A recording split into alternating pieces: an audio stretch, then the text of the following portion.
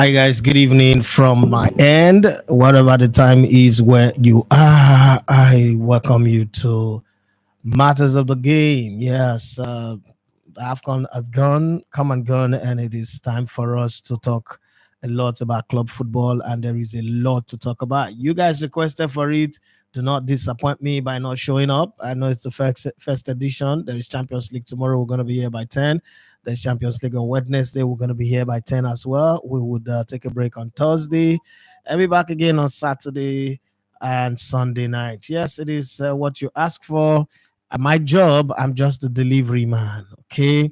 I hope I don't get burnt. My fingers don't get burnt on this one, but I'm hoping that it would not get burnt. Okay.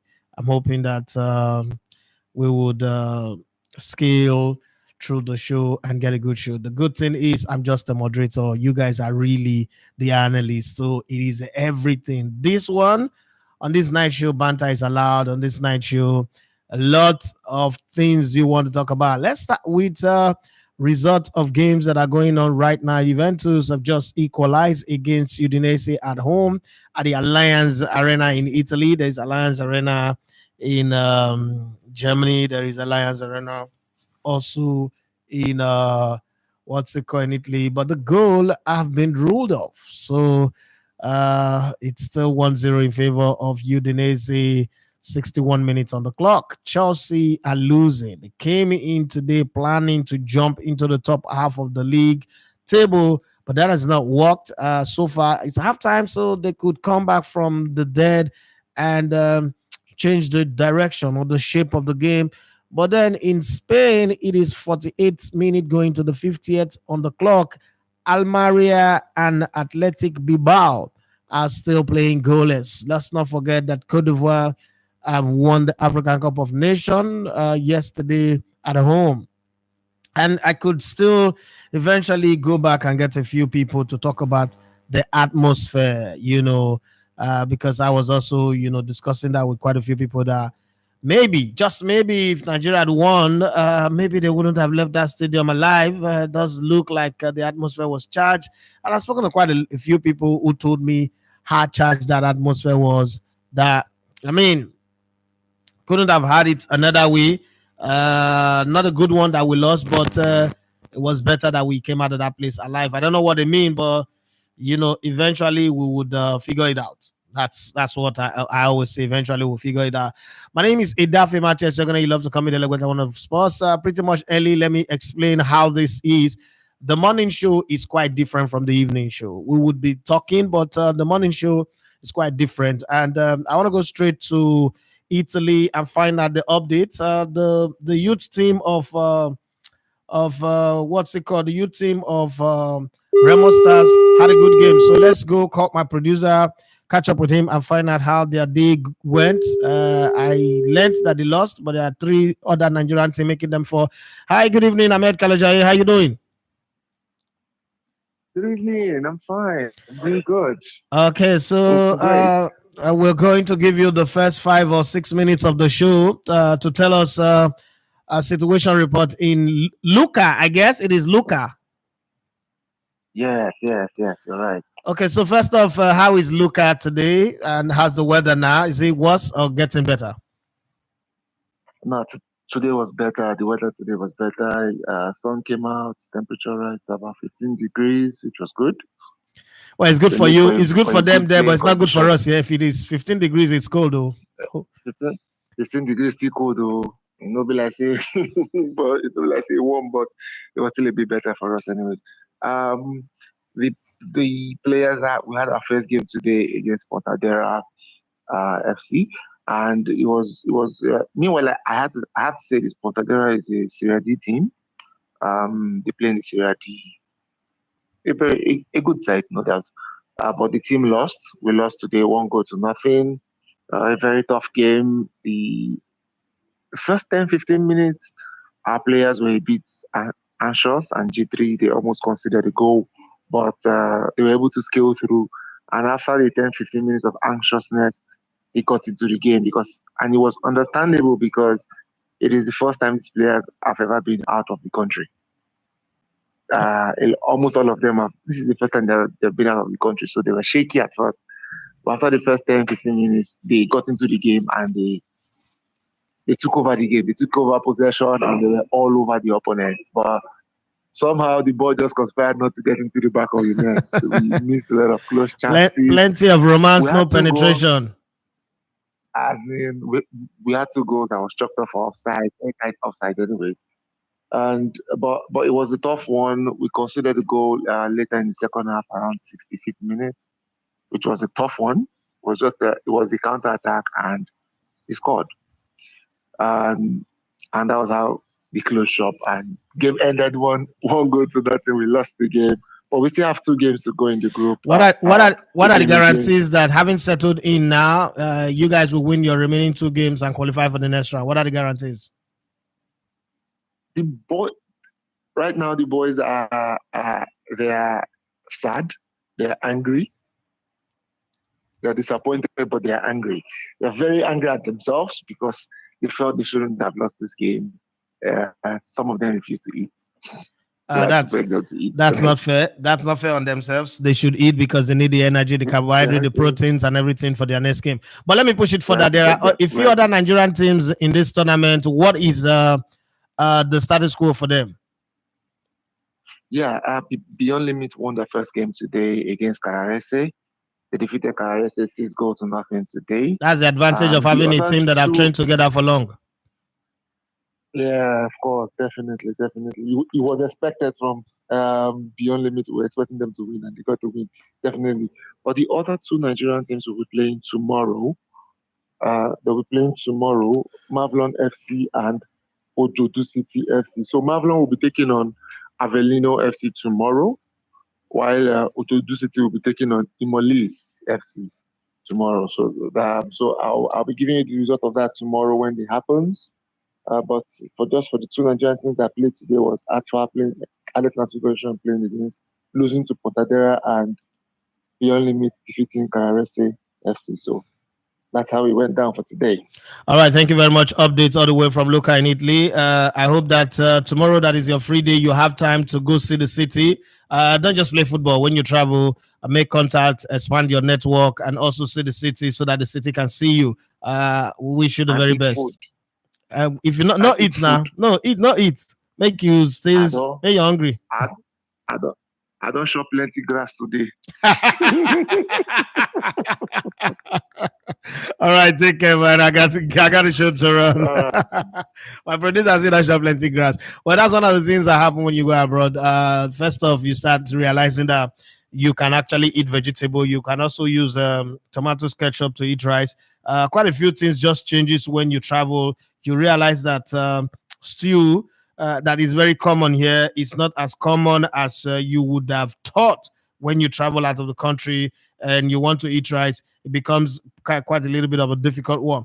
Okay, so this was supposed to come in the morning. China Acheru giving us his own take on the game, the Super Eagles, the tournament, and all that. So let's go straight to Port Harcourt and get China Acheru's thought on the AFCON. I'm still going to come to you guys, but just keep piling up. If you're joining in, please like it. And let's see. I know that a lot of people are focused on the Chelsea game, but scores for that one. We'll be looking at a whole lot of all that when I come back. But let's go to China Acheru. And after the game, the professor is on standby. He's a diehard Chelsea fan. He's on standby to give us his own take on the game. He's going to give us his own take because he's giving the game a bedside view, a perfect view. And Taya Shogbo as well would be here. But any minute from now, I'll be going to Germany. We hear that Jose Mourinho is being lined up to take over at Bayern Munich after they were beaten at home 3-0 by Xabi Alonso's team. The management are not happy with Thomas Tuchel. And some time ago, when Thomas Tuchel was first employed by Bayern Munich, I interviewed Mario in Germany, a great statistician, one guy who's walking the ropes there in Germany. And he told me that he can bet anything that this man is not going to last on the job. Eventually, he's going to get fired. And it seems like that prediction is about to happen. So he's a guy that I'll go back to. But before then, let's get China Acheru's thoughts on the African Cup of Nations, our performance yesterday, and everything. China, over to you. So a lot of things went wrong with that game against Ivory Coast, the final. Now it would seem that our players were too laid back. And the question will be, why were they laid back? But the team had always been laid back. from the first game against Equatorial Guinea, Ivory Coast, Guinea-Bissau, Cameroon. You know, every game we have played, we have been laid back. And that was when the coach was asked, "You scored a goal and you started defending." He said, "That's what we have always done. Why do I change what has always worked for me?"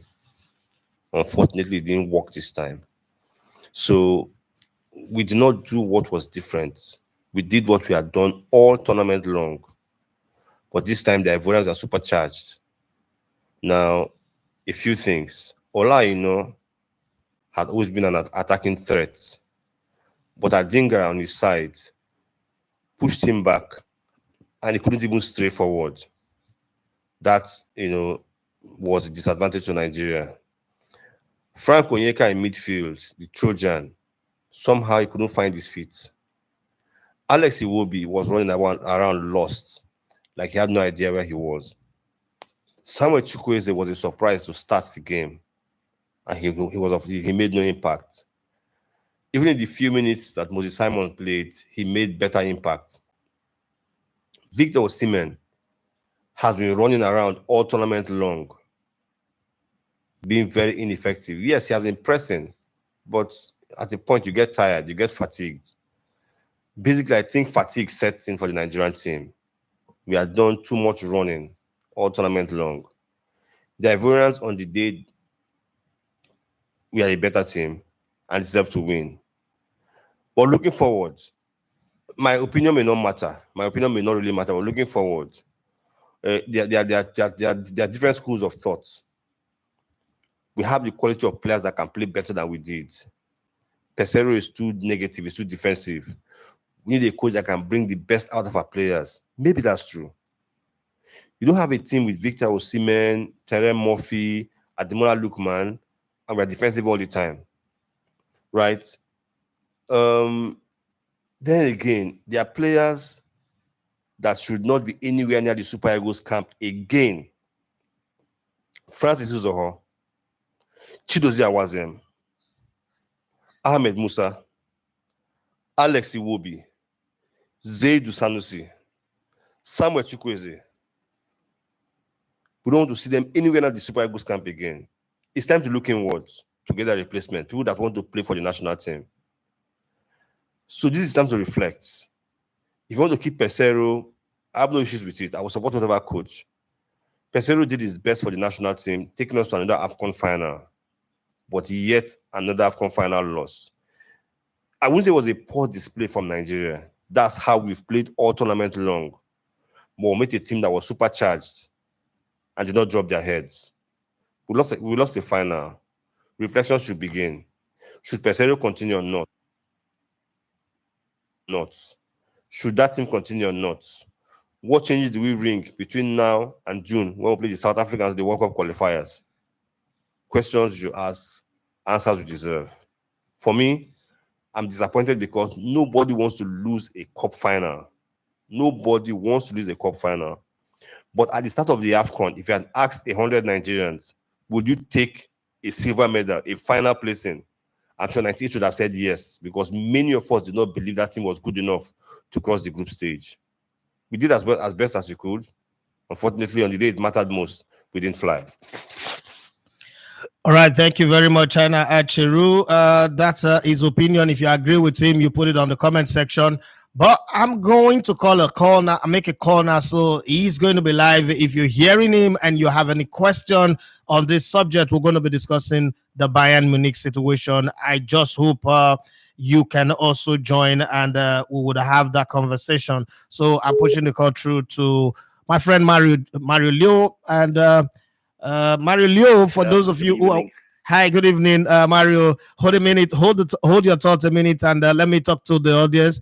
Mario Leo, for those of you who don't know him, is a very regular on the Samuel Wejia shows in Port Harcourt. But beyond that, his company is known as Resort Sports. So when you're looking for resort in sports, across Europe, even Africa, anywhere, this is a guy to go to. And you say resort. What do I mean by resort? Resort is not the scoreline. Resort is if you want to sell your brand, your club brand, to the highest. Let's say, for instance, Enyimba today have the best jerseys, but they do not know how to connect the club, its property, its merchandise to the audience, the fans that are following them.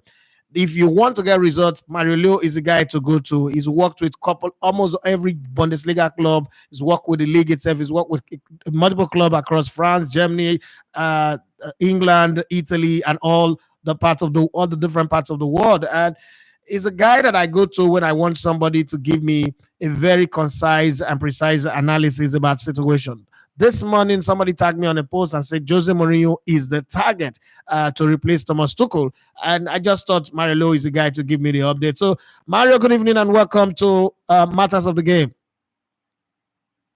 Very good evening, Edafa. Very good evening, listeners. I'm very happy to be on the show tonight. How is Germany today? Oh, Germany is very exciting because obviously my favorite team, Hamburg SV, fired their coach. Mainz 05 fired their coach. Bayern is under threat. So it's a very, very interesting time, especially on the prime time of Carnival, because at the moment we've got Carnival season here in Germany, and obviously it's not the best time to get rid of your coaches. All right. The African Cup of Nations just ended yesterday, and I know that you are a keen follower of African football, but I'm going to link it up with the Euros. The Euros is coming in the summer. How ready? Last October, I was in Germany, and I was told that I can come back and be part of the fanfare. I'm not sure if I can make the trip, but if possible, anything can change. I would be in Germany if possible. Now, how ready is Germany for the Euros? Germany is very ready, very excited to welcome European finest. So everything is geared up. If obviously, especially, we just completed the handball Euros here in Germany, and it was like full crowds in the arenas. And if Germany can do anything, that's hosting events. It will be very sustainable, very modern, very friendly. A very big tournament, for European football. The last time the world enjoyed the beauty of German football at the national team level was the 2014 World Cup. Leading up to the 2014 World Cup, Germany had 10 years of nearly getting there, but they were fantastic in all ramifications of the world. But then after 2014 came 2018, where they were a massive flop, and then 2022, where they were neither here nor there. From Jurgen Klopp to Joachim Löw, and now what you have. I need to know from you, organization wise, structure wise, country wise, I think Germany is ready. But can you beat your chest and say you have a national team that can compete for the Euros? That's a very good point. Obviously, we've just replaced the coach Hansi Flick because the results weren't there, and brought in Julian Nagelsmann. He's got not a lot of time to prepare, especially he's got no competitive matches to compare and just need to prepare through friendlies. So Germany has been okay from the drawing perspective, because if there would be weak teams in the group, that would be more dangerous for Germany, because there are some very big names in the group. It's going to be the key for Germany to compete right from the beginning, and go just forward from that moment. All right, so let's come to the big elephant in the room. Let's address it fast. The elephants of Cote d'Ivoire, they started the tournament in Africa, and I know you followed it very well in their home country. After investing so much, this tournament was supposed to be held last year, but it was moved forward. And it has also, mean that next year we'll have another AFCON again in Morocco. But let's deal with the elephant in the room here. Cote d'Ivoire was not impressive, but in the middle of the competition, after 3 games, they fired their coach, tried to get Avi Reynard from the French women team. They didn't get him. And then they get Emas Faye. And now they are champions. Against the run of play as well, Nigeria going into this tournament, nobody expected us to go. Maybe quarterfinals or semifinals would be miracle. But then we were in the finals. 2 teams that really didn't have it going well for them before the tournament played in the finals. South Africa also, that had no support from home, won the bronze medal. What is your general appraiser? I mean, this is a neutral view now. You are the God's eye views of view on this one. What is your general appraisal of this AFCON that is dubbed the best ever AFCON, the most watched, the most talked about, the most surprising one, the script that no man wrote but God? What is your view of it, Mario? Well, obviously, it shows. The tournament again showed to me. Obviously, there is no minnows, there's no minors, there's no small teams. Yeah, it's a game where 11 men start against 11 men, and the team with a game plan, with a match plan, with determination can surprise. And obviously, Afcon was full of surprises. Obviously, we expected North African teams dominating the tournament and strolling through to the final. And all of the North African team were gone before the semifinals. So and that shows to it. And obviously, the I rated the Nigeria in the group stage match against Ivory Coast was the easiest match for the Super Eagles, because obviously nobody expected anything of it. Yeah, the players had a frustrating start into the tournament, and obviously the pressure was purely on the home team to perform.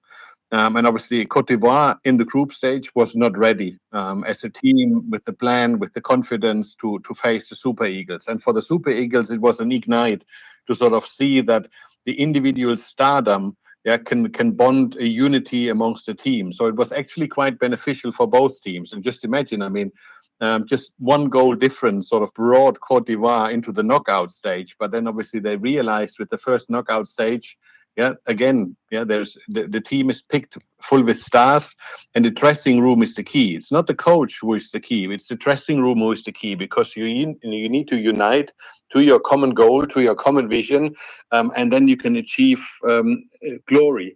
And obviously, both have gone very, very far, because I know from the conversations, yeah, with godfathers in the Semi Vagina show, with experts in the industry, who always said that, yeah, Nigeria is weak in the defense. Nigeria's got the worst goalkeeper of all participating teams inside the Afcon tournament. And I said, I don't think so, yeah, because it obviously it doesn't matter, yeah, and obviously the team proved me wrong, sorry, proved me right, because they didn't concede, yeah, until obviously the final, which really was fantastic to see. So yeah, tournament was fantastic, full of surprises. Obviously, typical style, yeah, some match plan and an objective which didn't come into play. But like I said, I mean, I was very, very happy for Cote d'Ivoire and Nigeria to sort of prove all the criticizers wrong and reach the final.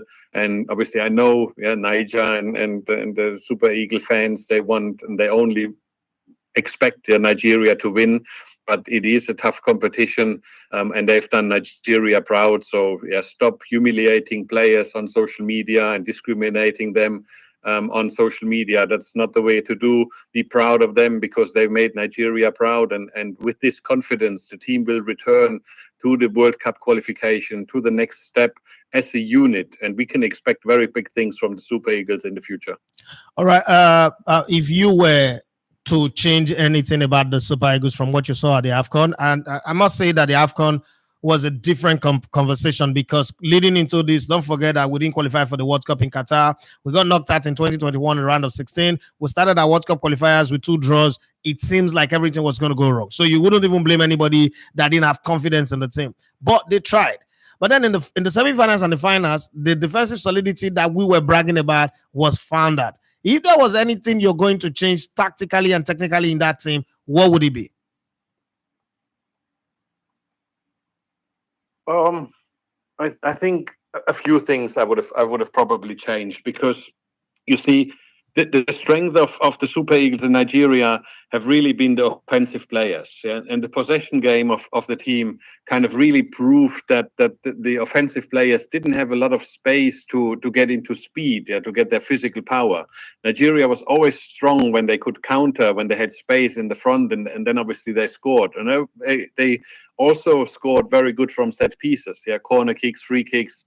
So that was the good part of it. But I would have slightly changed the match plan. I would have been a bit more controlling in the midfield part, and therefore, yeah, that's what I hope. What's going to happen. So let's see if Jose Pesero will extend his contract. Rumors say he won't, but most importantly, yeah, the team found itself together as a unit, and there is no individual star player pointing fingers to others, blaming others, yeah, for the wrong thing. No, it was a really complete unit, and that's why I expect big things to come. Now, finally, the big matter that I called you about. There's the rumor that Jose Mourinho is most likely going to be the next coach of Bayern Munich. Bayern Munich have had Carlo Ancelotti, they've had Otmar Isfield, they've had Pep Guardiola. If they get Jose Mourinho, they'll be one of the club in the history of football to have had all of these great coaches at one time or the other in probably in the same space of 20 or 10 years. Now, my question is Jose Mourinho a Bayern type coach? From a personality, from a name, from his credentials, from his successes, absolutely he is.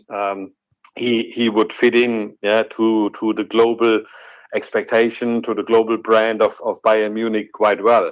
But I don't think Bayern will take that risk, because obviously recent success stories are not on, or the recent record books are not supporting Jose Mourinho at this moment. Yeah, and then the risk of Bayern, especially now, yeah, in mid November, mid February, where all the massive decisions are coming in the European football, with the Champions League, with the Bundesliga, and obviously Bayern has had a tremendous setback last weekend. They're losing against the direct competitive league leader Bayern 04 Leverkusen.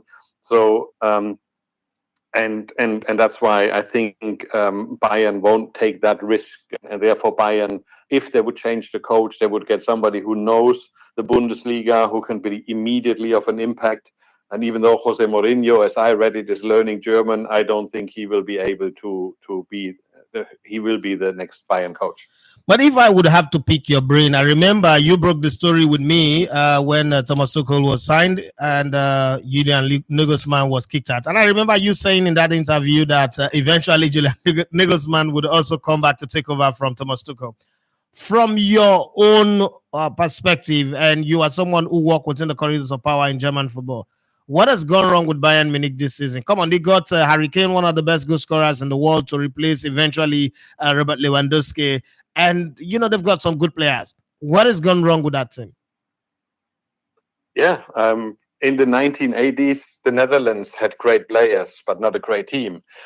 England has fantastic players, but not a team. The Nigeria Super Eagles has fantastic players, but very often were not a team. And Bayern this season is not a team. Bayern is individual. There's the offensive part of Bayern, which scores with Harry Kane record goals, making record actions. There is Manuel Neuer, a fantastic goalkeeper. There's a great defense, which obviously been strengthened a lot throughout the preseason in summer and also now in winter. But they are not a unit. Yeah, they are not 11 team members working together, fighting for each other, putting their heart out for the club individually to work as a unit. And that's the difference of Bayern. Yeah. So when you see Bayern getting defeated, there's only one person explaining the defeat, Thomas Müller. He's the only one going to the cameras. You don't see an experienced Joshua Kimmich. You don't see a Leon Goretzka. You don't see a Manuel Neuer.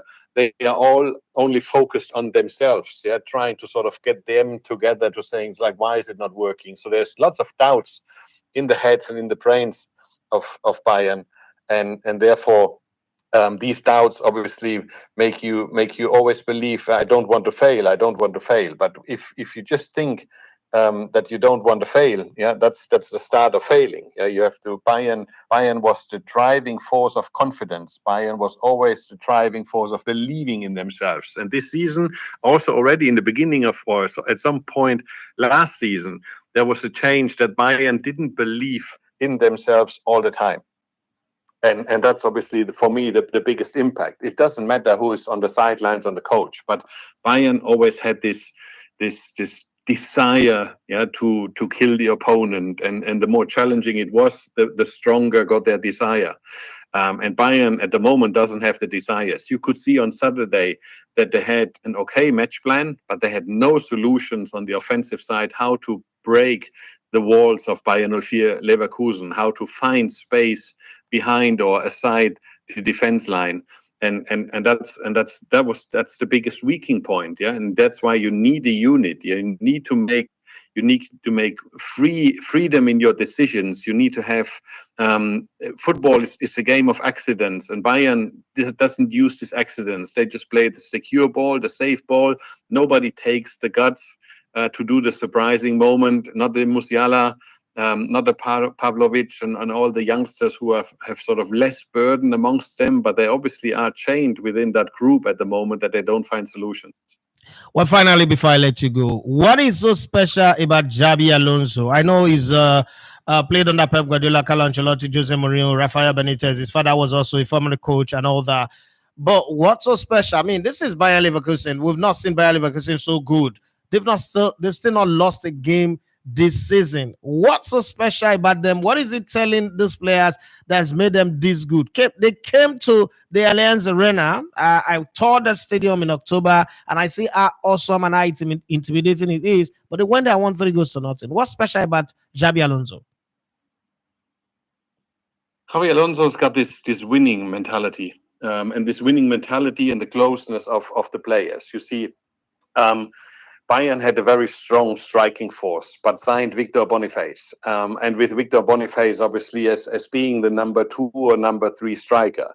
Then Victor Boniface in the preseason showed his stamina, showed his strength, given confidence by Xabi Alonso, given confidence by his teammates. And suddenly, obviously, the team internal ranking changed, and Victor Boniface was the number 1 striker. Obviously, that upsets the previously number 1 striker. And obviously, Xabi Alonso got this mentality within the player that every single player is important. He told Victor Boniface, he told Teller, he told Tapsoba, he told all the players already in autumn, in September, in October, don't worry, even though we are league leaders, you will have the chance to represent your country at AFCON. I don't care about how good we are, what you are. I want you to develop. And that confidence obviously gave the players so much strength, so much belief in that unit that, yes, they could follow their dream to represent their country. But on the other hand, they could also give 100% of their dedication and commitment to Bayern 04 Leverkusen, and that's fantastic. So that team management capability is very rare amongst coaches. Yeah, many coaches, for example, like Erik ten Hag, they're more like generals. Yeah, they demand results, they demand passion, they demand commitment, they demand a match plan. It's more demanding. Xabi Alonso is demanding, but on a personal level, because he treats everyone. And obviously, you have with Bayern 04 Leverkusen always 5, 6, 7 players who want and are ready to play in the first team, but you need to tell them on match day, sorry, or the day before match day, sorry, you will be on the bench or you will sit on the stands. And still the players they don't get upset. They are disappointed for the moment, but they know that when Monday comes, the training returns, that they have to give their level best, and Xabi Alonso will reward them with a place in the squad and in the starting 11. And that's why everybody feels important. Everybody feels for the unit. Everybody wants Bayern 04 Leverkusen to win, and that makes it so special. And Xabi Alonso is that conductor who understands, as a people man, having played successful football, to be able to do that. Thank you very much, Mario. I would beg you to promise me that whenever we call on you, we might not make it every day, but we will call you on a regular basis, because your expert opinion is something that we would need daily. I mean, to share some 15 or 20 minutes with us on the show, as we will be having it on a more regular basis. I would be delighted to, Edafai. Thank you so much for giving me the airtime tonight. I wish everybody a safe and very good night, and look forward to be back very soon. All right. Thank you very much. Have a wonderful night. My regards to you and family and your team as well. God bless you. Thanks, man, for sharing your time with us. Thanks, Edafa. See you then. Good night. All right, back on the show. I don't know if you disagree with any of the things that he said. I consider him an expert, a brilliant mind, someone that if you follow him, you would understand. Is Mario Liu on Twitter, or his company is Result Sports. They are responsible for a whole lot of data and statistics. What you get to hear, XG, wanting of goals, all of those things, are things that are created by his company, and he's worked with a lot of players, to put their statistics out there to make it easy for them to sell. He's a brand builder. It's someone you go to when you want to make a player larger than life. When you want to make a player conspicuous, you want to make a player available, you want to make a player seen, everywhere. Like Paul Onuachu, I was discussing Paul Onuachu with him when we started the conversation around Osimhen when he was still at what's it called, Charleroi, before he went to Lille. This was the guy who gave us a strategy. That guy, if you want a player to be big, you got to be in the media all the time. The player is not going to be nice to you. He doesn't even have to talk to you. You don't have to have his numbers, but you just have to find a way to make him in the news. And we had a conversation, myself, him, and Omar Katuba. And the story is what you guys are saying today. But that's a different conversation for another day when we're writing our books and telling our story at the end of the journey. But for now, let's do the show. And it's been while that call was on, Chelsea found a way to equalize. So Chelsea's hope of climbing up the ladder, it's not all gone. Do you remember the 30th minute goal, 25 yards scorcher, was what it took for Crystal Palace to score. But then Conor Gallagher, the one that everybody was thinking they would sell in January, but thank God they didn't sell him, is the one who's equalized. Gusto was the one that created the assist for that one. Having said that, you look at the standing and you look at yourself and say, for all of these players that Mauricio Pochettino was giving, for all of the signings and everything, Chelsea are still building 10s. Okay, they are still here in 10 position, and they could even fall down if they lose this game. They are 32 points. Chelsea have -1 goal, scored 39 and conceded 40. I mean, this is Chelsea Football Club we're talking about. A club that once upon a time went an entire season and conceded only 15 goals. Of those 15, 6 were at home, 9 were on the road.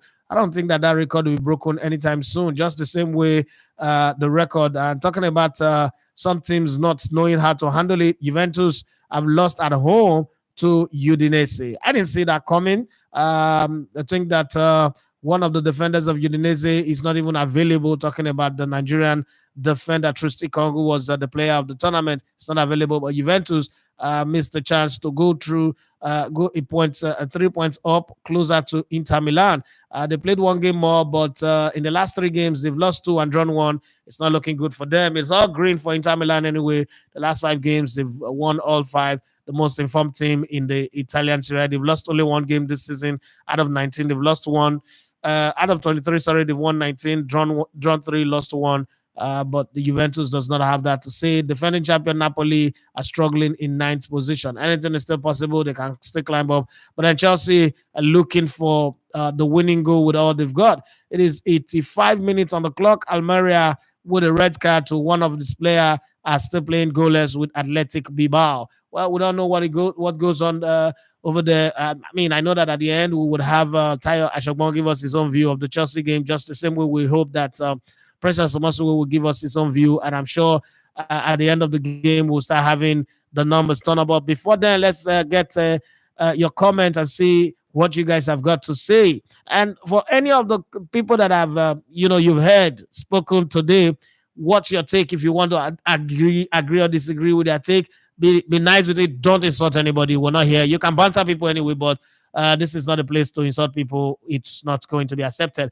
Mataloid 419 said fans need to chill. I beg. This team was not a chance. Okay, maybe it was not given a chance. Is what you want to write right there. Was not given a chance and reach finals and getting abused by a bunch of non-nothings that have done nothing for the country. I beg.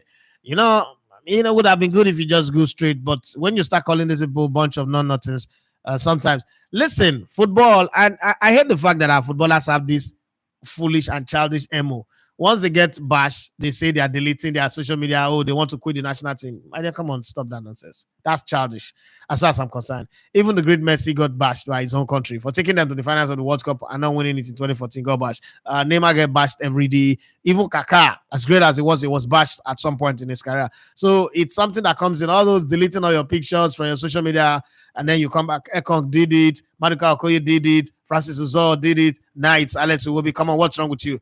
You guys are not the first to play football, so you know that this happens everywhere. David Beckham, as good and as loved as he was in his playing days, he was shredded. I mean, if you watch the documentary, you see they said a whole lot was his child would die, his wife would die, but it didn't change anything. So I don't think that waking up in the last couple of days, just a little bit of shout or banter or yabbing, and then you say switching off. The one that pisses me, all this one they talk so. Why don't they say, okay, I don't want to take the match allowance. I don't want to play for Nigeria.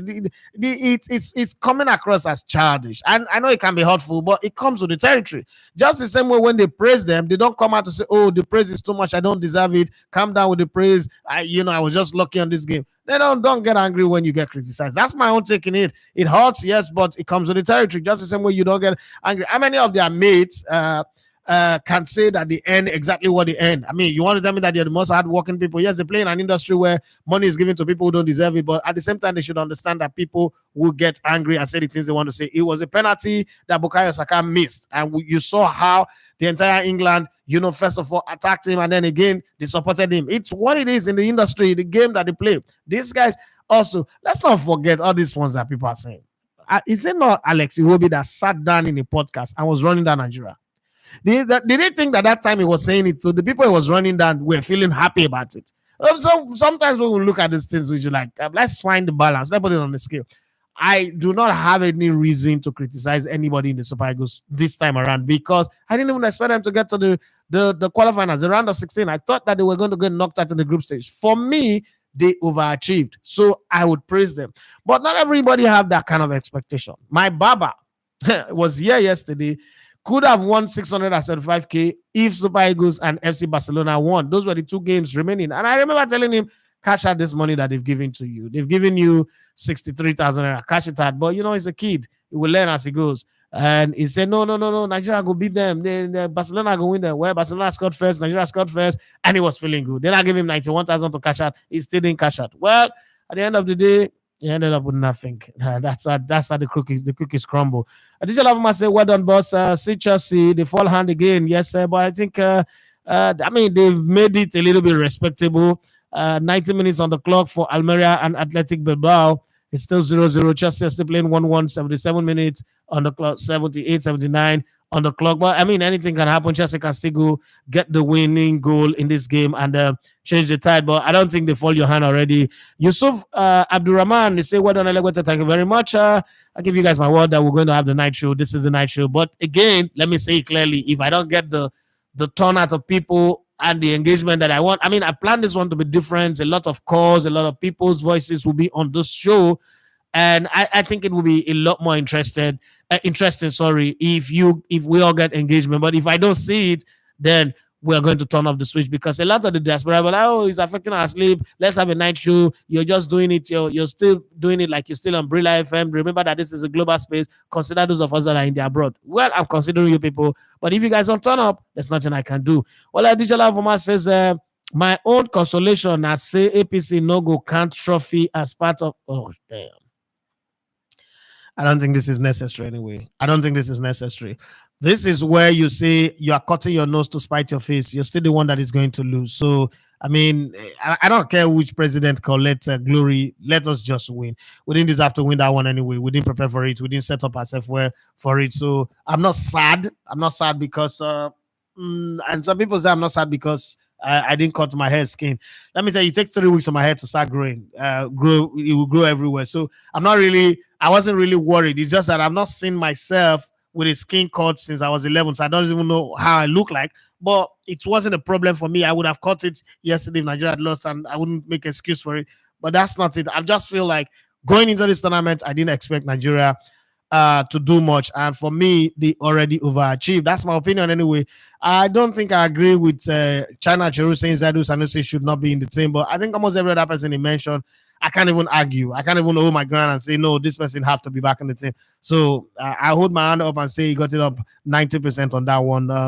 And then Yusuf Abdurrahman says, why is this youth games played aside the country? I think they are supposed to be the feeder team of the MPFA. Can't we have something like it's been done in Europe? First off, the Veraggio Cup is not a youth game that have anything to do with Nigeria. Veraggio Cup has been on. This is the 75th or 76th edition of the tournament, and it's been going on. This is the tournament that produced Conaguero, Thierry Henry, Cesc Fabregas, what's it called? Ariel Ortega, a whole lot of young players from all over the world. It's an opportunity for academy owners to come together and play and then get their players scouted. Take, for instance, last year, 2 years ago, Akin Semiru Ebenezer went there and eventually is at Inter Milan. You see, these clubs, these academies that are in Nigeria, is expensive to run. Like I say, Nigeria is one of the most difficult places to do business. Okay, you can have the greatest idea that would take 3 years to germinate into fruition anywhere else in the world. If you plant that same idea in Nigeria, it might take you 20 years and you're still not seeing the fruit. So you have to have a strong heart. So these academy teams find a way to go to Viraju to be able to present their players before the eyes of the globe. If you notice, in 2022, it was only two Nigerian teams that went. One got knocked out in the group stage. This one, you now have four Nigerian teams because of the commercial success that came after. Because after Ebenezer went, there were other six other players that also were signed of their performance from that competition. So that is why they are going. The youth league in Nigeria is still going to hold. That one has got nothing to do with this one. This is like the when you used to have the Dana Cup in Denmark, the Gothenburg Cup in Sweden, and there's one other one in the US that people used to go for. That had people like Wilson Oruma went for the Gautier Cup as well. This is what that is for academy clubs, and if you have the money, because it's pretty expensive to buy flight ticket, to get apply for visa, and even register for the competition. But it's a gateway to easy sale of your players, because for Nigerian players, for you to even put your Nigerian player out, they will tell you quality video, match analysis, the kind of things that people like Mario Leo does. We don't have too many people. Kini Sports is in Nigeria that does the same thing anyway, but we don't have too many people that do it. So if you are able to raise fund and get the financing, this is a good place for you to put your players, because once you get there, one, your players enter the database. Two, they can get instant signing if your team progresses. So you go there, you hope that your team progresses. Take, for instance, Beyond Limits won their first game today, 6 goals to nothing. Obviously, attention is already on them. And then they go on to play and get as far as the semifinals. There is no way you get to the semifinals that at least one or two of your players are not already in the conversation. And the same thing for ADFA and then the other two Nigerian teams. So the more they progress, the higher their chances of making progress. That's why that is being played there. It's got nothing to do with the Nigerian youth team. That's a different competition. I'm gonna have a Kwako say, look, but Shebi, I've been complaining about our midfielders. I mean, let's move past this one.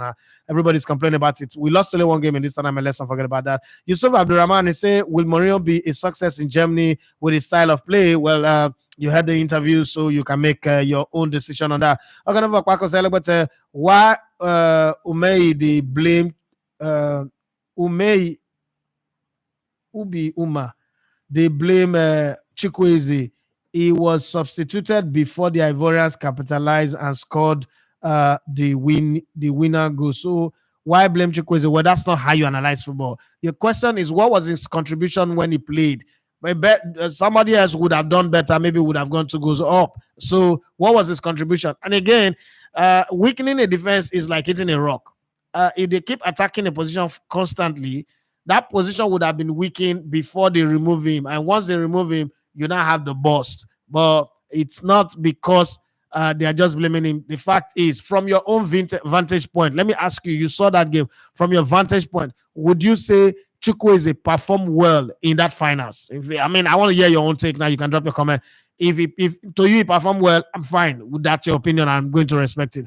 Oganova Kwako went on to celebrate. Pesero must go. The man no sabi. Well, that's your opinion. I'm going to respect it. I don't think he's as bad as a lot of people say. Demola Ibrahim Abiodun, I don't agree with that. Zaidu Pacha, okay, responding to China Acheru's position. The digital of say we need to bring in more mobile and powerful players. Pesero used the best formation based on the boys available. Chukwueze has refused to grow up from the boy he is. Aribo should not wear the Super Eagles shirt again. Yusuf Abdurrahman say Atapako, his impact wasn't felt in the few minutes he had on the pitch compared to the few minutes Simon had. Okay.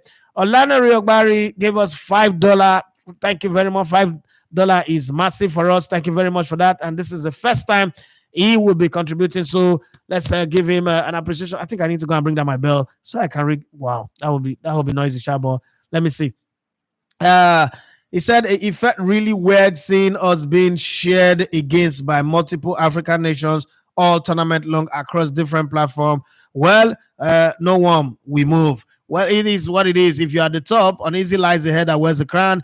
Lonely at the top, bang, bang, bang, bang, bang, bang. I'm sure you remember that song. So it is just that song playing itself out. Well, the game between Almeria and Athletic Bilbao have ended 0-0. Udinese Juventus 1-0 in favor of Udinese. I said that earlier on. The Chelsea game is drawing close to a close now, and it's still 1-1. Anything is possible. Crystal Palace can go ahead. I know the Chelsea fans don't want me saying that, and Chelsea can also go ahead. A lot of substitutions are going on both sides of the team, and we're seeing them going. Also, Roy Hodgson's job is a bit shaky. The telling him that if the result keep going against them, he might get fired. I always say, why was Patrick Vieira fired anyway? But then Roy Hodgson came in, and the new coach bounced. That thing that they call new coach bounce, I don't really know what it means in football anyway. But I've seen it happen over and over and over again. That I can no longer be able to argue against it. But hey, the new coach bounce happened and they went up. But all of a sudden, they are no longer the girl we used to know. Somehow, it seems to have lost that giant killing edge that they had. There was a time where you play Crystal Palace and they were the team that would just give you major problem. And you look at the way Chelsea have lined up. Let me go back again.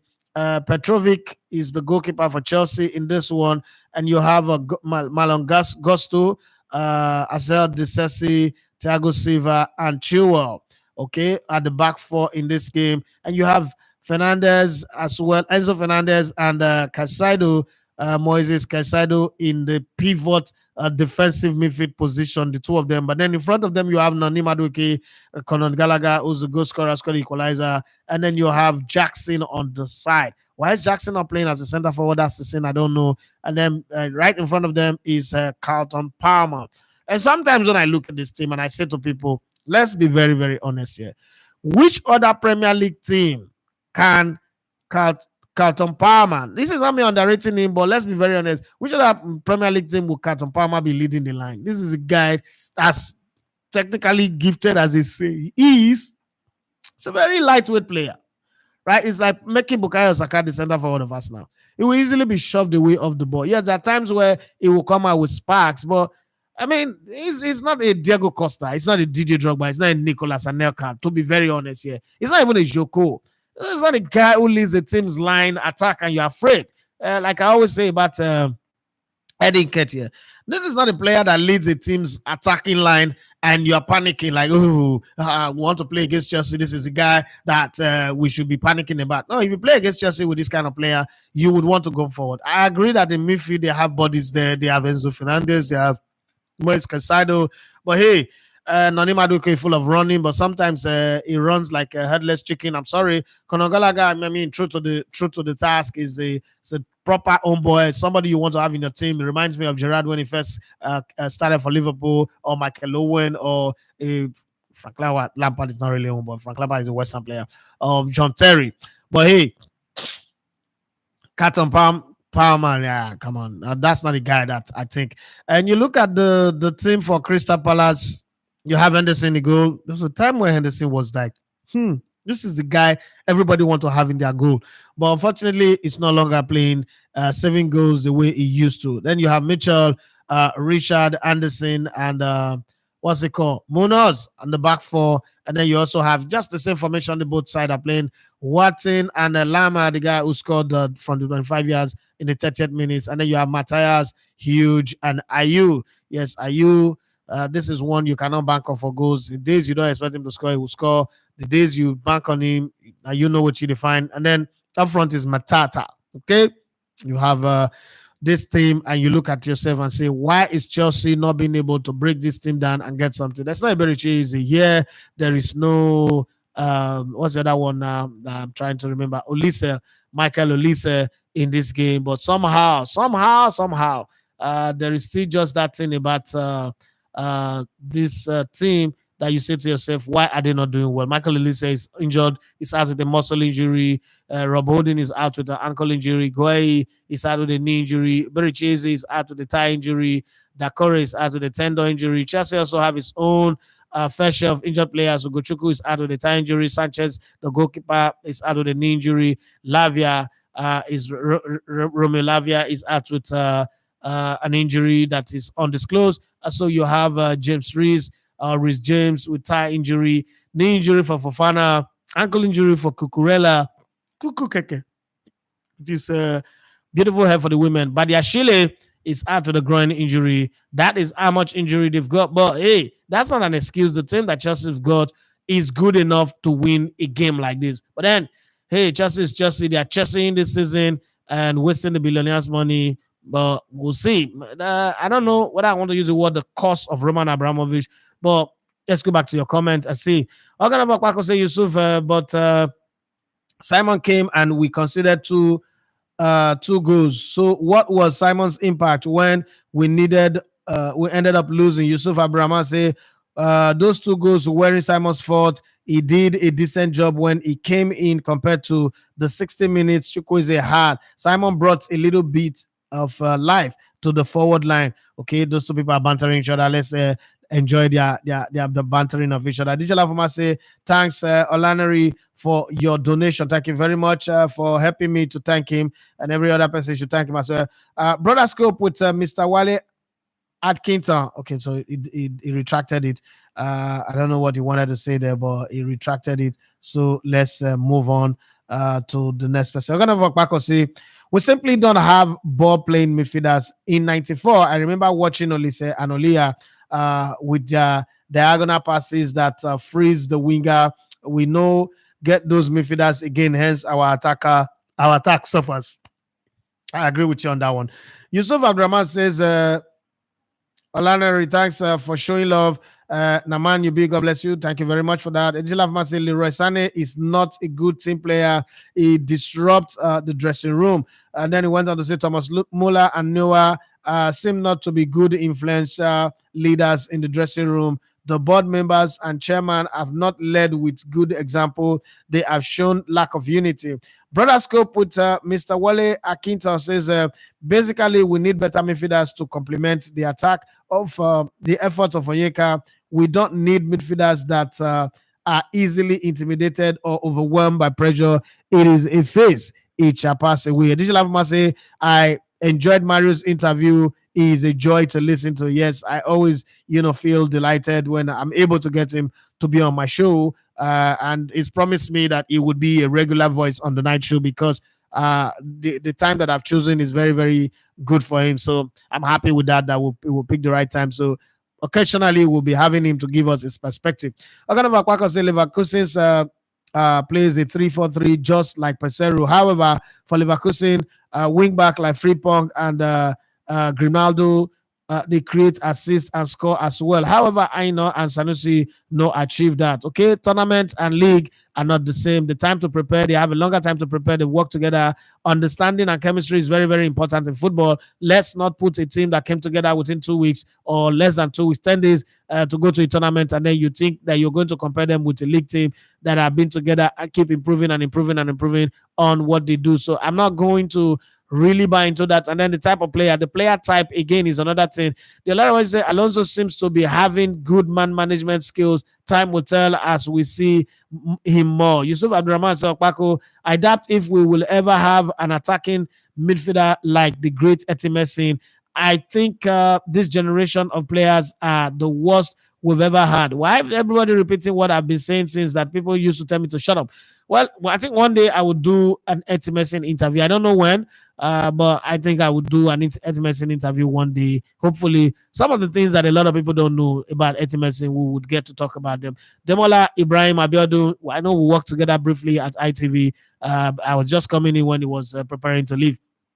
Demola Ibrahim Abiodun says, Jabi Alonso is doing well with Bayer Leverkusen, and I want him to win the league. I just saw Boniface come back quickly and help them. I also want them to win the league. I just want Boniface to have that title. When I think of Boniface, I remember when he was playing for Real Sapphire in the Lagos State FA Cup, and they were training in Ekpe. And one time we went to Ekpe to go cover them. I just smile, when I see him. I was like, wow. Well, it's the story of one Ajabota. Boniface did not come from a poor home. When you say somebody come from a poor home, but he's turned out to be a brilliant football player. And I'm just very, very happy, excited about his growth and progress on that one. Additional, I must say, Beckham was shredded and insulted by his beloved Man U fans. So I beg, our players are so childish. The thing they tell me, any small thing, yeah, we are going to delete our account or not to play for the national team again. Who are they able to do safe? Why are they behaving like say that they do us favor? Sometimes I just feel these players just feel like, oh, every time everybody should just be crying for them, or everybody should be begging them, to play. I don't know, but it doesn't go well with me. Yes, the criticism is over the top. I agree. But I mean, that doesn't call for you to delete all your pictures on your social media. Say you want to delete your account, you want to stop playing for the national team. What do that one? Even Yakini said they criticize Yakini, the great and beloved Yakini. They only say that is one of the greatest players to play for Nigeria. They shred him. What are we even saying? Well, let's go on. Demola Ibrahim Abidu says, this is what be matter. Just shows that he knows stay Nigeria. Nigerians banting each other now normal thing from this side. I beg, make him stay strong and improve himself. And this kind of character makes people not to improve themselves. I'm looking at Alex Iwobi like, if Alex Iwobi go home and go back to club and start training, let him just improve his ability to play free kick and long range passes and shoot from distance with accuracy. Those would add value to the team. We don't have free kick within 30, 35, or 25 yards to go, and we can beat our chest that we will trouble the goalkeeper. So those are some of the things that are missing. If I join a team, the first thing I ask myself is, what is this team missing that I can bring in? And if there's something within my space that I can do, I would go learn them and improve them. Go back to the interview I had with Olisa, my podcast. He said he was learning how to play that ball from when he was in first stack, and that became his attribute. When he went to Europe, he asked himself, what are they not doing in this team that I can add? And he started shooting from a distance. He started adding a few extra to his game. And those were the things that got him playing regularly. I think that players of today should get past the wanting to be pampered, wanting to be loved, wanting to be respected. Don't force it. People respect you. I don't think Luka Modric is begging anybody to love or respect him. We all agree that he's a great player. And I think that these are some of the things that our players should learn. Drake Cruz, you say the Super Eagles really let me down. No, I think I've not gotten there yet. Boss, okay. Digital Master Boss, I think this night show will be more suitable after Saturdays and Sundays and UCL match days. Yes, this is experimental day, so we're going to have this. We're going to have the experiment for the next 1 month and see how it goes, and then we'll pick up all the days. But because I gave my word that we're going to do Monday, especially the Chelsea game and all that, there's no way we're not going to have it. Again, it's 10 o'clock for a reason, because some people that I would like to interview on the show, they would have to, you don't want to get past their bedtime and they tell you you're disturbing them. So those are also part of it as well. So I understand what you're saying. He say, I feel the talking points are fresh and we would like to hear your penetrative analysis and take first. And obviously, I would be here again tomorrow. Tomorrow's Champions League. I don't even know the game that I watch and the ones I will miss. Demola Ibrahim Abiodun say, I don't think Mourinho pattern will work with Bayern. Toselio Made say Chukwueze should please bid the Eagles farewell. Drake Cruz says the Super Eagles really let me down. Olaino was poor. Chukwueze was terrible. They should have go back to the back four with three midfielder. I'm gonna have Paco say, but Palmer came from Manchester City, and so the fact that you come from Man City, coming from Man City does not mean he's a kid. He's still a kid. That's my point. Coming from Man City is not a bigger club than Chelsea. You can't tell me that Man City is a bigger club than Chelsea. They might be rich right now, but they're not a bigger club than Chelsea. So if you come from Man City, so bloody what? It's like going from Arsenal to Barcelona. It doesn't make you a big player. He's still a kid, and I think that banking on him, he's supposed to be a player that you would be introducing gradually. As good as Phil Foden, is still not a go-to player for Man City. He's a guy that they still try to integrate him, depend on other players, not making him your focal point. That's my point. It doesn't matter whether he come from City or he come from Real Madrid. It can't be your focal point at this stage. That's too early in his career. That's carrying too much weight. It's like using a bicycle to tow a 40-ton truck. It's not going to work. But a bicycle is good for mobility to go from point A to point B. But if you can't tell me now that you want to ride a bicycle from Lagos to London. You go ride tire. You go explain tire, no evidence. So I'm gonna what's it called? A teacher of man says, boss, I beg, why do they say undisclosed injury for some players? Because sometimes it could be like 3 different injuries that happens. three different injuries, and then sometimes again it could be an embarrassing injury. So if a player have infection, the club is not going to come out and tell you that the player have infection, but he can't play. If a player have family problem and he doesn't want it out there because they are going to sit down and discuss with the club. Okay, he's going through psychological problem. He's going through like Stan Collymore. Stan Collymore was one of the best football players that ever played in the Premier League, but he was always dealing with depression and all that. 1 minute is exciting, he's happy. The next minute it's not there. Even Dion Dublin at some point, or the other guy that played for Inter Milan, the Brazilian guy, Adriano. So those type of injury, they fall under injury when they are not available, but the club is going to go with the undisclosed. Are you going to go out there and say your player is dealing with mental health issues? It's even now that people, sportsmen, everybody can discuss mental health issues. Back in the day, you can't. So when they are having their feet, their moment, you say, oh, they have an injury. I don't know if you've ever had a family member that have epilepsy. Most times you don't come out and say, oh, my sister or my brother is suffering from epilepsy. You just find a way to, why didn't he come to church or why didn't he go to school? Well, that's where it ends. But you can say somebody have fever, somebody have this, somebody have accidents, somebody have broken leg. So it's the same thing with football. It's just that most times we think in football that some of this regular injury, some of these things that happen with regular people don't happen to footballers. It happens to them. And once the doctor's report comes and they say, oh no, you can't go on with this, that's the way it goes. And Chelsea finally ended the game as winners, 3-1. Surprisingly, anyway. I was chatting with someone before the show that I think Chelsea will win this game. But this feeling of there is no clear evidence of them doing it. So you gotta be careful. And Conor Gallagher made it 2-1 in the 90th plus 1 minute. And then 3 minutes later, it was 2 minutes later, 3 minutes later, yes, it was Enzo Fernandez that eventually made it 3-1. So all the effort of what's it called now? Crystal Palace went to naught. And that also means that Chelsea have left 11th position on the league table. And they could look at themselves and say, we are back to 10th builders. Okay, they are building 10th. They are not in 11th place. Blackburn Rovers, Wolves have gone down to 11th, but Chelsea are there. Well, I didn't watch the game fully. I watched the first few minutes, the first half of the game. I would bank on what's it called now? My man himself, Precious Amasue, and hopefully Ashogbo to give us their take on the game. Let's hope. I don't know.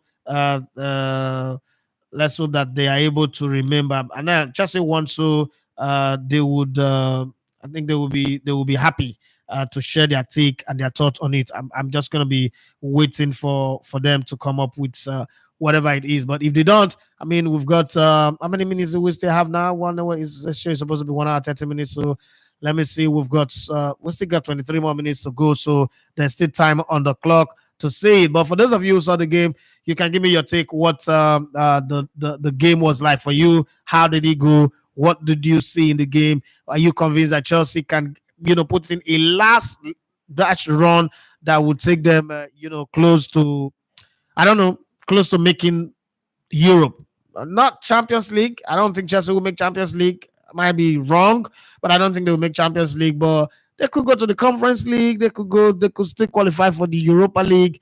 What's your take anyway? So you can share your thought for those of you who watch the game. What's it called? Tosilium, they say Chelsea don't score again. Oh, okay. Digital say Chelsea finally score 2-1. 10th already built with the double by Gallagher. Wahid Bello say people should stop blaming Eagles. They served their fatherland well. That is football. You win some and lose some. Digital Alvoma says finally 3-1. Chelsea won that game. And then Okpako Oganavo say, Dijala, the sky is blue. Okay, now they are finding their voice. I like Chelsea fans. They're finding their voice all of a sudden. Everybody is finding the energy to speak now. And Dijala says, Enzo's now scoring goals. Yusuf Abdurrahman, Chelsea are back. Okay. They're back where? Back to 10th. Oh. Not 10th, they do. Not be the way you say they are back.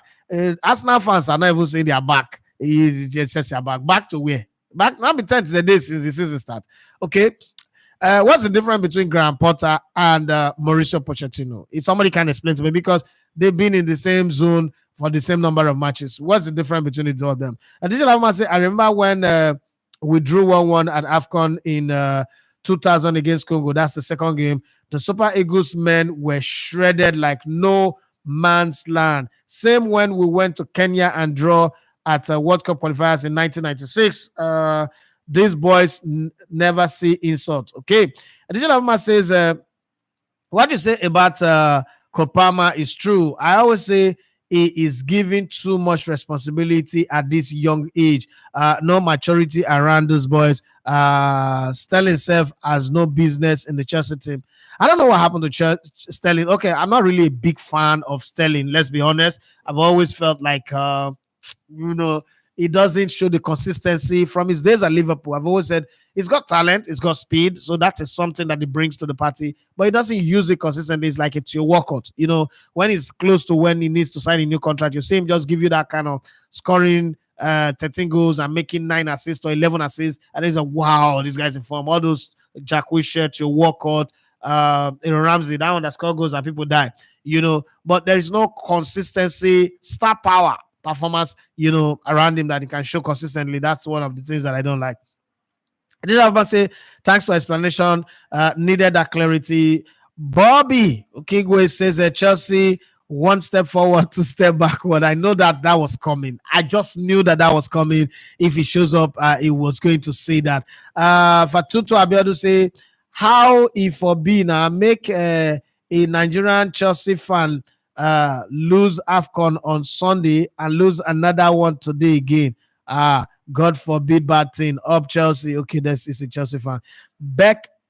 Beckley Ojo says Chelsea is almost useless without Palmer at the moment. Okay, I agree. I beg to disagree that he can't be relied upon to lead the line. Okay, they are in 10th position. Oh. They are 10th position. If leading the line means them staying in 10th position, well, everybody have. That's why I always say my expectations for football is way different. The way jump is they are cutting low jump cutoff mark. That's the same way a lot of you guys of this generation reduce the expectation for football club. Unfortunately, I am not like that. I'm different. There are certain standards that I think that a football club should have. And I repeat that Carlton Palmer, whatever his name is, does not have what is required. There is history along the line of this club called Chelsea. There's what is it called? Jimmy Floyd Assenbach. There is Didier Drogba. There is Diego Costa. I'm not saying you're just going to get those kind. There is Nicolas Anelka and the type. But to have him, he is a kind of player that would permanently keep you between 15th and 9th or 8th position. It's not the kind of striker you would have in your team and you automatically believe he will lead you into glory. No, it's not that kind of player. And Arsenal have suffered that for some time too, when we had all these Olivier Giroud, what's the other one? The one that came from France, and then Aubameyang. The way they play, they don't play because like when Adebayo was there, like, okay, we have an ambition.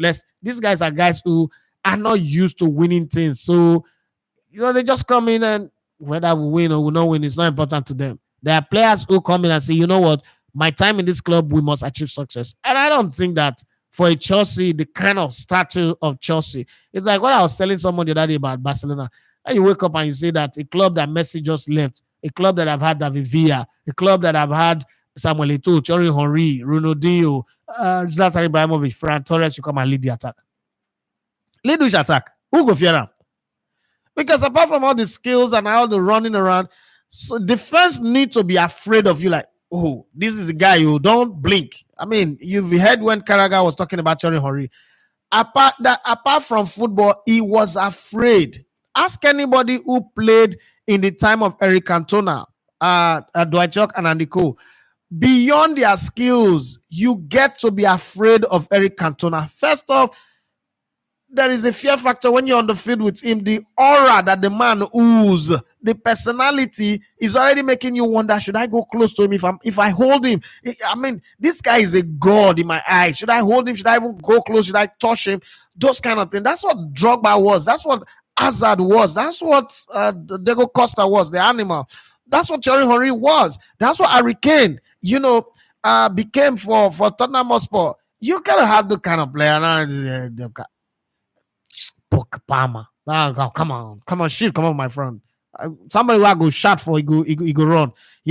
But let's go to Precious Thomas and get his take on the game.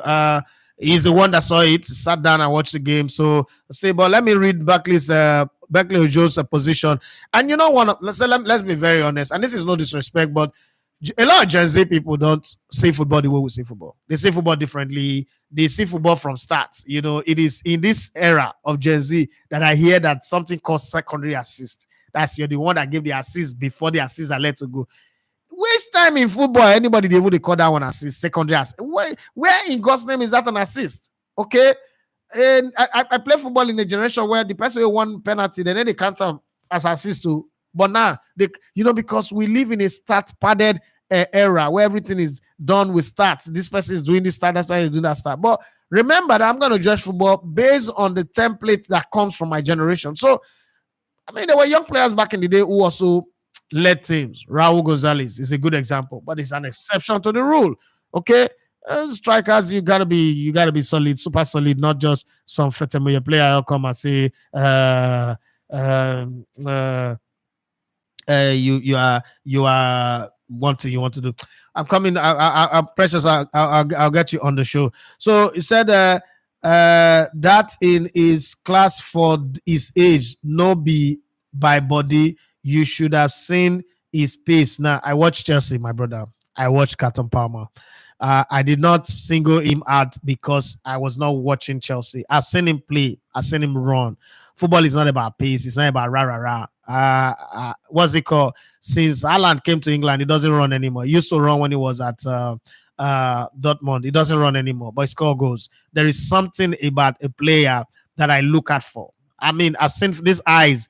These eyes have seen football more than any other thing. I've seen football in between 1986 and today. I've seen more football than a lot of people. I could be a football director for a football club.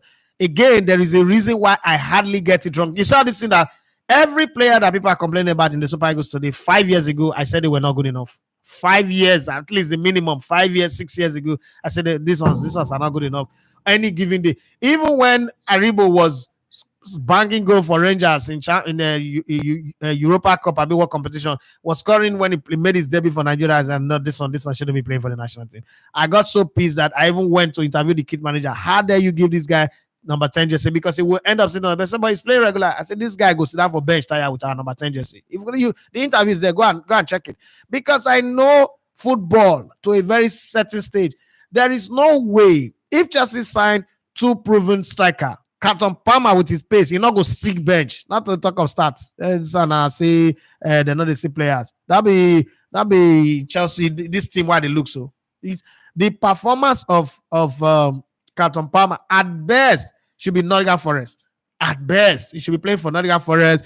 Then if they progress well, West Ham United, Everton. That's the level of his football. Not Chelsea, a club that have the ambition to go play in the Champions League is banking on Carton Palmer. Who be Carton Palmer? This carton paper. Go look for Bush. And this I say Chelsea will always win when they have to chase 10th position. But once they are safe in 10th, they lose. Now their way since last year. Thought they broke the jinx after they got 9th position, but not lie. Yusuf Abdurrahman said federal government should please fasten the rehabilitation of the Lagos stadium. That's not a rehabilitation. No. Rehabilitation, that stadium will be completely rebuilt from ground up. Yes, this structural integrity is still good because I was part of the team that went to do the test. I did the drone shot and everything. I brought investors that were willing to put £2 billion on that stadium, put 2 hotels and everything. But the greed of certain people made them to go back to England. Okay. The structural integrity is the one thing that is still good about that stadium. The entire facility need an upgrade from ground up. It's going to take some time and some massive investment, some billions of dollars if we of nairas if we're willing to do it. But let's see how it goes. Anyway, it said federal government should please fasten the rehabilitation of the Lagos Stadium. This generation of players need to play more in Lagos. I think they need to feel Lagos fans. The thing is, the Lagos fan of today are not like the Lagos fan of the 2000s, the 90s, and the early 2000s. Basically, if these players come now, the Lagos fans are. I mean, today Nigerian football fans, majority of them are beggars. Okay, so they don't have that kind of fans power that we used to have anymore. Anywhere in Nigeria, they don't. What they have is fans who will beg, and if they throw a few cash up there, the fans are gone. They will not do that. And then we not have more of digital media than real like terrestrial media as it used to be. So the strength of the media is also very, very weakened because the terrestrial media that is supposed to be a complementary relationship with the digital freelance media is dead. The terrestrial media is dead. Summary bond the way NTA went, that's where the other ones are also going. So it's gonna be hard for you to even make a meaningful impact. That kind of expectation you're having from the 90s into the early 2000s is not gonna work. I must say, I beg difference though. I know one year Harry Potter. How can I say at Yusuf now Warri Stadium fit Super Eagles? They go beat some people though. Those worry boys that could beat some people when they not go there. Fantutu Abiadu says Palmer is not in number 9. Yes, he has good football brain, but he's still way too young to singly shoulder the responsibility alone. We need strong young alone. We need strong a spine, i.e., two center back, one midfield, and one forward, e.g., Czech, John Terry, Lampard, and Drogba. Please, what is the difference between digital and terrestrial? This thing is digital media. In digital media, wherever you are in the world, you can connect to it instantly. Terrestrial media is why you see. Let me give you a good example. Where I used to work, that's a good example of terrestrial media. Have you ever wondered why a radio station would have a branch in Lagos? In one country, they'll have another branch in Abuja, they have another branch in Kaduna, they have another branch in Port Harcourt, and Onisha. They're still pushing. That's terrestrial because first of all, the license you have does not allow your signal to go beyond a certain geographical location. I don't have that restriction. My broadcast can be seen anywhere in the world, and I think that the world have moved past that system like 2 million years ago. Okay, we shouldn't be there anymore. That's where NTA got stuck at. Take for instance, NTA have been broadcasting around the whole Nigeria before DSTV coming, and NTA could not grow into digital. And because they couldn't grow into digital, they lost the opportunity to buy the digital license. NTA was supposed to be the one who have the decoder that everybody's now buying from DSTV. And now when Netflix and Amazon and Paramount and Hulu and Apple came in, NTA, because they say you can't beat the rich, that's a lie. NTA not get rich. Which rich NTA gets? They're not getting rich. NTA get rich. Now they define start time and DSTV to put on their platform because we lost it. And that's a very, very fundamental lesson that people need to learn. Move with the time, grow. But in Nigeria, what happens with a lot of people is that when change is coming, they tell you, oh, no, this one is not going to last. Take, for instance, when I said I was going to do digital media, all the people, senior people in the industry say, all right, David, this will not last. This will not work. Where's the internet? This one. Where's the light? Where's the this one? Where's the that one? Well, I'm still here. I'm still standing. So that's something that people must understand. And there are people in Nigeria whose job is to provide you 1 million reasons why a thing will fail instead of just one reason why that thing will succeed. So you have to quickly identify them in any industry you find yourself. Well, let's go to Precious Omosuwe for his post-match analysis or review of the Chelsea game. It's one person that I love, respect, and appreciate his opinion in football. I'm sure he's going to do justice to it. Precious, over to you. Hello, good evening. Just coming off watching the Chelsea game and thought to send in my reaction. It was, for me, funny, the battle of mid-table teams. So sad that Chelsea have now become a mid-table team. Where it's almost like we have a covenant with 10th and 11th position. Yeah. But then it is what it is at the moment. So I'm happy that Chelsea eventually got the win. Typically, Crystal Palace at Selhurst Park is a very, very tricky tie because, of course, you know what to expect. They will sit deep, play in a low block, and then try to hit you on the counter, and that's exactly what they did today.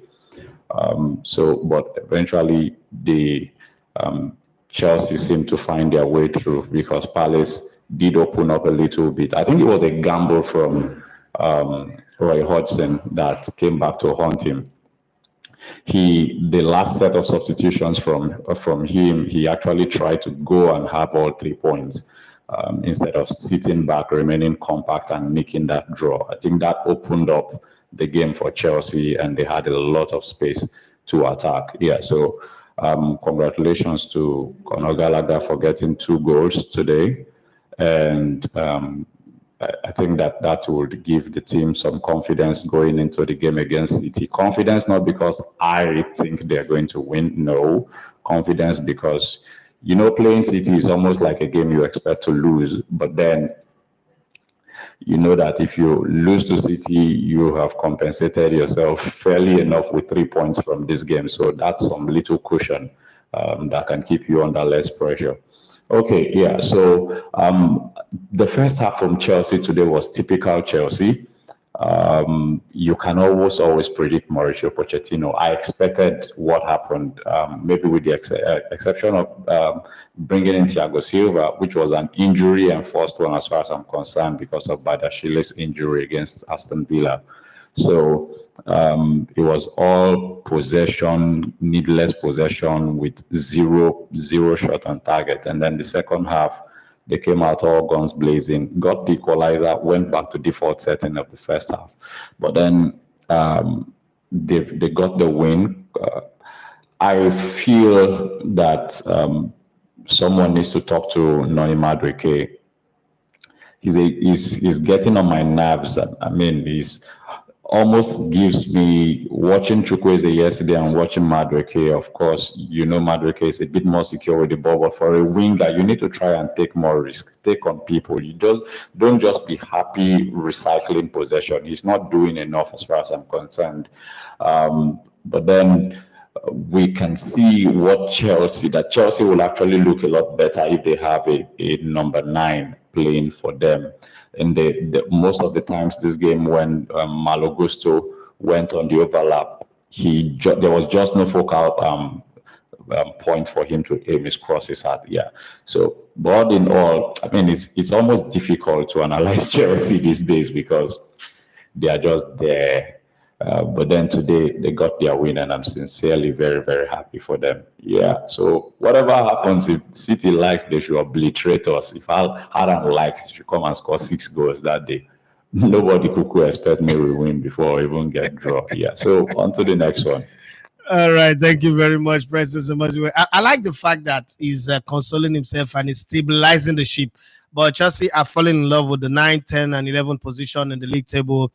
Like it said, I think I like the word he used. They're now a mid-table club. How are the mighty falling? Chelsea now being described as a mid-table club, not chasing. No wonder people see Canton Palmer as a player that is good enough to lead the line. I mean, come on, let's be very honest. This is Chelsea we're talking about. Canton Palmer leading your line. Where will he take you to? Okay. But well, it is good for them and they like it. Let's leave it like that. What's it called now? Please, what is the difference between digit? Okay, I think I've explained that. And finally, Yusuf Abdurrahman, he said, do you see Man United making the top 4 with 6 points behind Tottenham Hotspur? So the thing about Spurs is one of those teams that they kind of like they will play a very key role in who win the title this season. But then they are a team that when everybody is expecting them to do wonders, they crumble. This coach, Angel Post Office, have done well. By sports standard, have done well. He still might not make the top 4. But normally you look at Man United and you say, if just Spurs was the team they were chasing, I would say they'll make the top 4. As a matter of fact, I am even almost tempted to say they will make the top 4, but everybody knows that that's because Spurs are the team that I am hating on. That's why I'm saying that.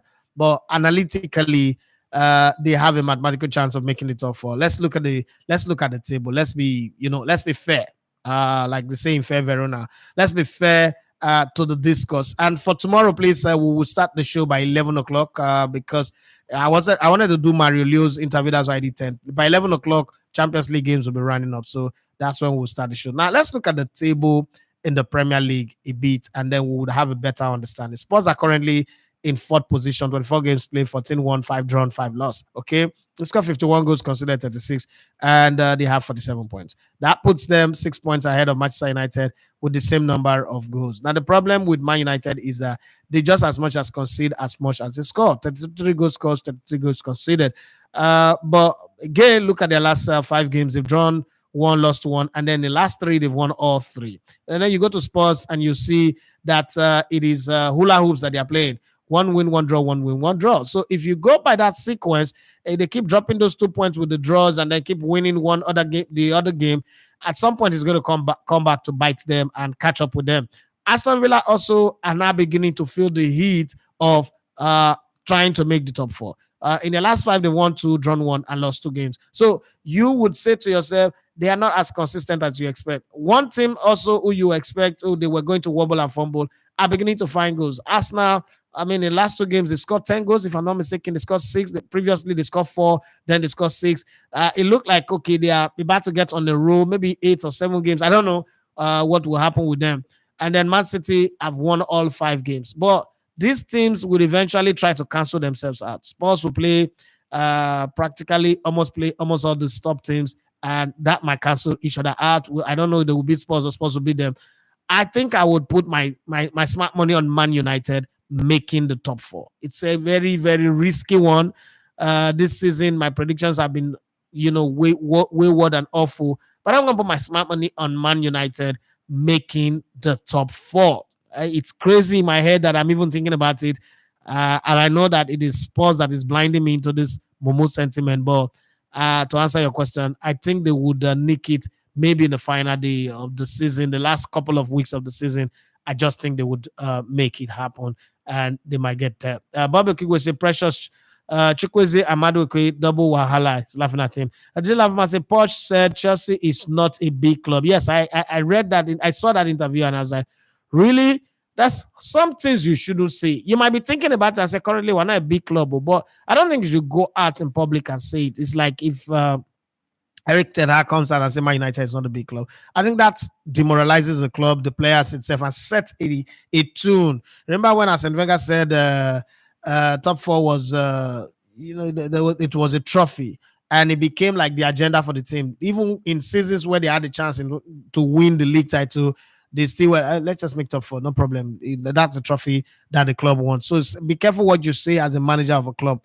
Fantuto Abiodun says, spot on, discuss this in a football WhatsApp group. Madueke play really nearly 100% same way Chukwueze, obsessed with unnecessarily holding on to the ball without having the skills to do so, and bad end product. And finally on the show today, 2 more minutes, I've already joined in on the show. Finally on the show today, we'll end it with my friend and my brother, a wonderful guy, Bobby Kugwe. Say, I concur, United will make the top 4, but could go to the wire. I think it will go to the wire, but I just have this thing about Man United.